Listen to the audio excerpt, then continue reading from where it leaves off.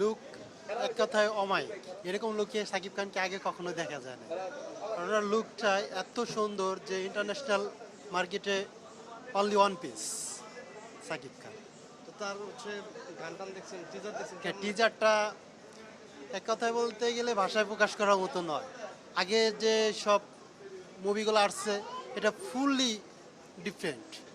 তো বিষয়গুলো উনি যে নতুনভাবে নিজেকে উপস্থাপন করছে, নিচের যে এত যে ওনার যে এজের থেকে উনি যে এখন যে বর্তমানে পজিশন আসছে সেটা আসলে অন্য কারো দিয়ে এটা সম্ভব নয়, যেটা ওনার মাঝে চলে আসছে।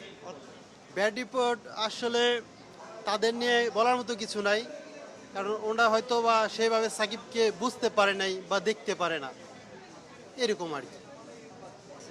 সাকিব খান আসলে বাংলা সিনেমার এমন একজন ব্যক্তিত্ব যিনি ওনার পরিবর্তে আসলে কারোর সাথে তুলনা করা যাবে না। উনি অনলি ওয়ান পিস। আপনার কি মনে হয় এই জায়গায় অন্য কেউ রকস্টারটা কখনোই সম্ভব সেটাই ছিল বলেন না। নাকি? সাকিব খানের জায়গায় অন্য কেউ দিলে এভাবে আর কি করতে পারবে না, আর এটা কখনো সম্ভবও না।